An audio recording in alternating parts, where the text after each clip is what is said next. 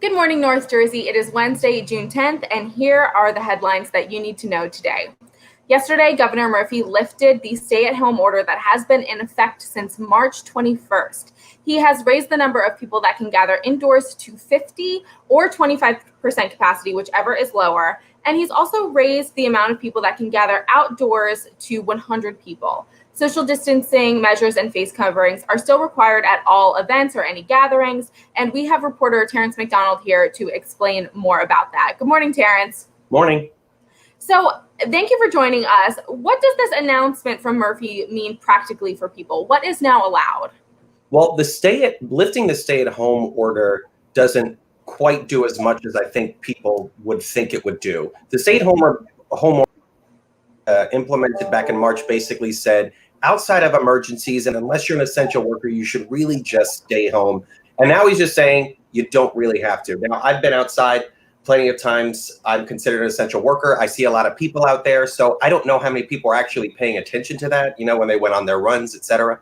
Right. Lifting the gatherings for indoor, lifting the number of people that can be at indoor gatherings is important for religious ceremonies. And the other thing that's interesting about him lifting the limit on outdoor gatherings is he is exempting political protests. Murphy was criticized on Sunday for appearing at two Black Lives Matters protests,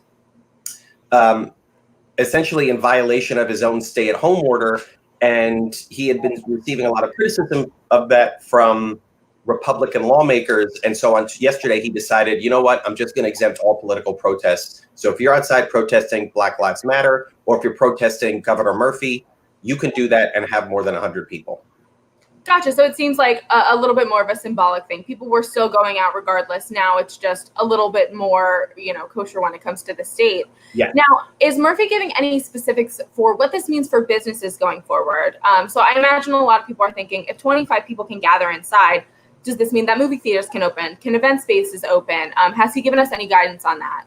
Not really. I mean, we know that he did say specifically that indoor dining is not included in his order on indoor gatherings. So gotcha. Outdoor dining is still coming up, but indoor dining is still a no. Movie theaters are a no. Amusement parks are a no. But outdoor amusements are okay. Like if you go on the boardwalk and you shoot water into a duck's mouth, like that's okay. But arcade is not okay.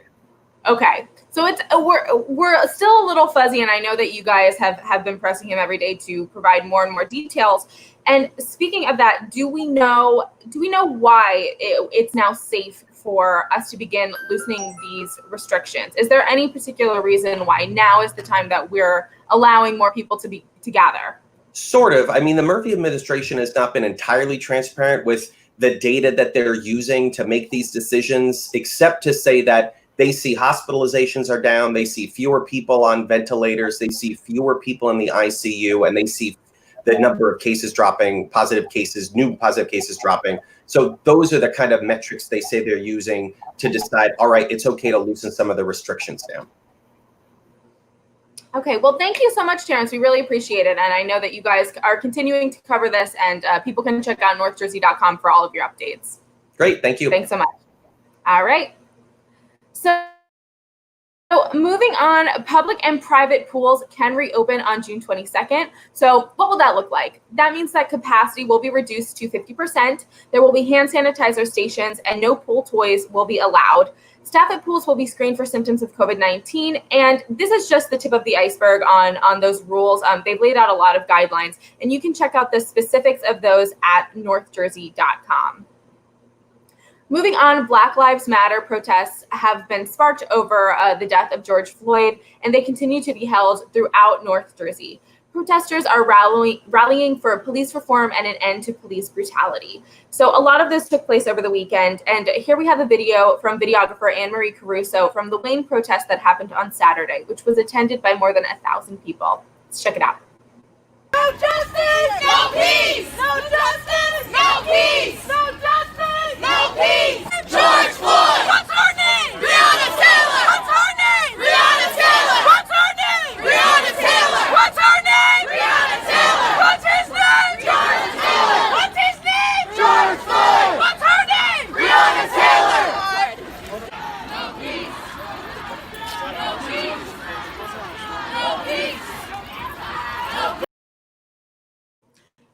we are going to continue to cover these protests and check in with the Black Lives Matter movement and what that means for us in North Jersey. And you can check out all of that coverage on northjersey.com, as always. So now we're going to check in with our local schools. 2 teachers from Jefferson Elementary in Maplewood surprised 41 of their students with a shaved ice truck, the Kona ice cream truck, over the weekend. 3rd grade teachers Allie Lamhang and Rafaela DiMartinez wanted to send their students off to 4th grade with a little treat, so they followed the truck around and said their farewells to the kids. And we love our North Jersey teachers. This is just another example of them stepping up and going above and beyond for their students. Now, we want to thank you for joining us today, North Jersey. We will leave you with a really interesting video by videographer Chris Pedota, who spoke to Tom Travalis, who is the owner of Top Shelf Fitness Center in Rockaway. Travalis walked us through the protocols that gym owners have created to keep customers safe when gyms reopen. So let's take a look at that and have a wonderful day. So as soon as we open our doors, we're going to have if there's a line of people coming in on that day, we're going to have them stop here before they enter our facility. We're going to do a temperature check. You put that right to their forehead to make sure that it's 100.4 or below. If it's 100.4 or higher, it's considered by the CDC to have an elevated temperature, so we will not let you into the facility. Each individual will then get, or member will get, a spray bottle with COVID-19 hospital grade disinfectant. They can carry this around with them everywhere in the gym. And we have paper towel dispensers located around the gym so that they can clean the machine to their liking. We have a fire code here of 75 occupants based off square footage of how big the facility is. Some of the other facilities I'm sure will be bigger than ours. We're about 6,500 square foot. COVID-19 code is 18 occupants, which is 25% capacity of the 75 occupants. We check the temperature, like I said, at the door. Anything at 100.4 or greater, you will not be able to enter the facility, and you must wear some type of a face covering. It doesn't have to be an exact mask, but we need to have some type of a covering over the face like I have here. I just have it pulled down now for the, to be able to speak. So as you come to the desk, you're also going to be able to sanitize your hands immediately as soon as you come through the door. You can see that we have all the social distancing signs up and also reminders of using hand sanitizer. The option, if you don't have a face covering, we do have them right here at the desk, so that this way we can supply them for a few dollars. There's a company that actually donated these, and we're going to give them the money for them. Grandma Betty's handmade face masks. They take that and then they donate it to other businesses that need help with sanitizers and things like that to get their business going. So now as you enter the facility, you can see all of the machines every other machine is taped off with caution tape, so that if I'm on this machine, I know I have no one next to me to the left and right. Keep reminding people to please wipe down the equipment before and after use. So because they're going to have their own spray bottle in their hand, they'll be able to do that. And always practice social distancing, so that if you know there's someone working out on a machine directly next to you, even though some of the machines are still 6 feet apart, that they will be patient and actually wait for the next person to use the machine. Signage along the floor here, just to keep reminding people about, staying 6 feet apart, having courtesy, paper towel dispensers installed, signage all along the wall, constantly reminding people just to keep their distance, so that this way that you're getting a safe environment. Here, you can't actually see it because it's internal, but we had a UV sterilizer put into the air conditioning ductwork, so that this way any air that is filtered through the air conditioning duct will be sanitized through a UV sterilizer. Right now, we still have no exact date. We do have some type of a timeline. We were told possibly at the end of June, maybe early July.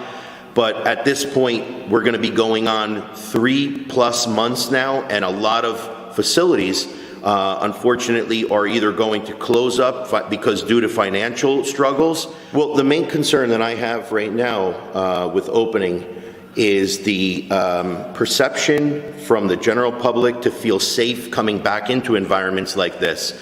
because the main focus is to make sure that the customer feels secure. That's the reason why we did all the safety precautions we did. If that customer feels secure coming back, then we know we're going to get back to normal very quickly.